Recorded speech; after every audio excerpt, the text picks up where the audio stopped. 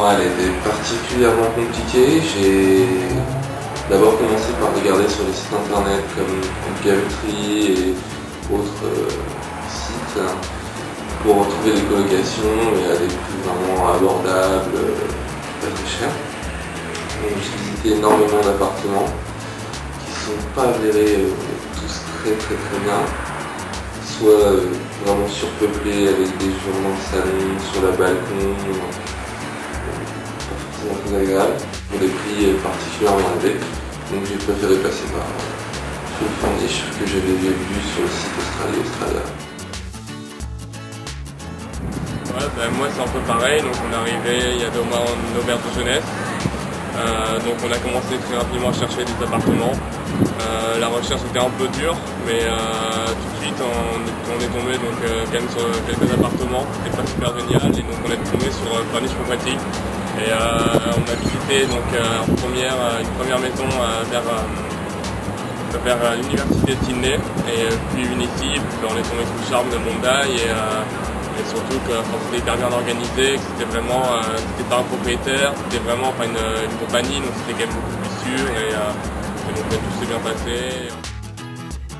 On a fouiné un petit peu sur internet quand on était dans notre premier backpacker. Quand on est arrivé, c'était vraiment la priorité, c'était trouver un logement.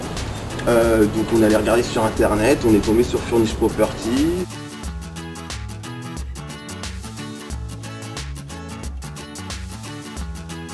C'est très agréable, ça aide à faire une question.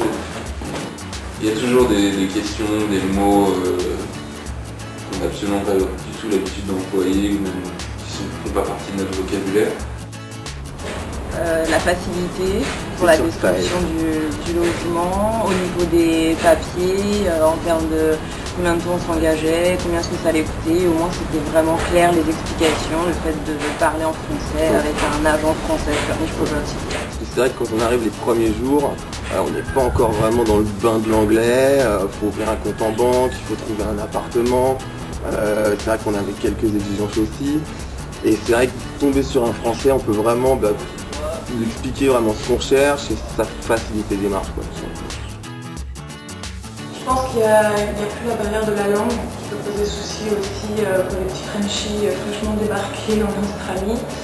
Je pense que ça c'est quand même un atout assez intéressant. Il y a aussi, on peut plus facilement parler, communiquer, poser des questions.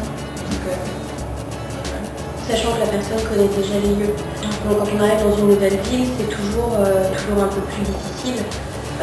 Parce qu'on n'a pas de repères, on ne sait pas combien va coûter un loyer, et c'est pas tout à fait ce qu'on s'imagine quand on part de chez nous. Donc ça facilite énormément.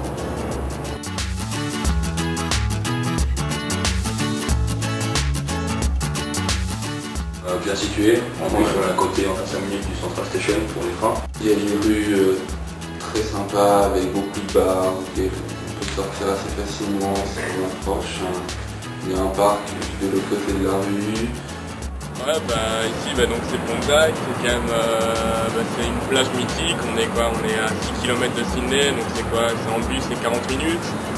C'est plutôt sympa, il y a la plage, en ce moment c'est l'été donc il y a du monde, mais bon on habite vraiment juste en face de la plage comme vous voyez.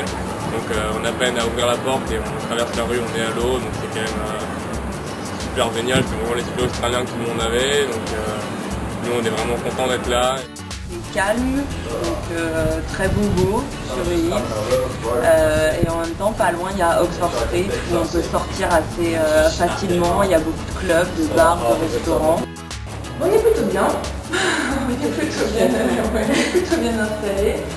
On est proche du Darling Harbour, donc la cité touristique de Sydney, qui présente beaucoup d'avantages professionnels au niveau des prix boulot, type serveuse et prix. On a un centre commercial qui n'est pas très loin, à 5-10 minutes à pied.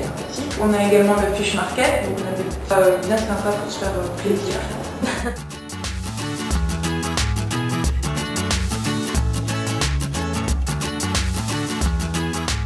De la France directement, aller sur le site, envoyer des mails pour pouvoir prévoir son arrivée correctement, et ça peut être Dès la première fois où on s'est déplacé au bureau de Furnish Property, on a tout de suite trouvé quelque chose, on a pu emménager au bout d'1 semaine, donc ça s'est passé assez facilement. Donc moi ce que je conseille c'est vraiment de regarder sur internet. On va nous écouter et on va nous proposer aussi selon nos envies, nos desiderata, et ça c'est important. Ouais, un conseil, préparez-vous bien quand même déjà à l'avance, commencez à regarder la plupart des sites internet déjà depuis la France, pour vraiment vous donner une idée des lieux, des endroits là où vous voulez vivre peut-être, parce que nous on est arrivé sur place, on connaissait pas trop et en fait au final c'était un peu galère de trouver. Renseignez-vous bien justement sur les forums français, ça peut aider, donc on peut trouver facilement sur Australie, justement par Niche Property, des choses comme ça. Et en plus le fait de passer par les agents français, c'est quand même beaucoup plus rassurant par rapport au contrat, on ne comprend pas toujours tous les termes du contrat, donc c'est toujours bien de passer par les Français. Et donc renseignez-vous bien quand même avant de partir sur tous les forums, essayez au maximum de voir les pistes que vous pouvez trouver et sur la ville en général, comme sur Sydney ou sur l'Australie, renseignez-vous bien.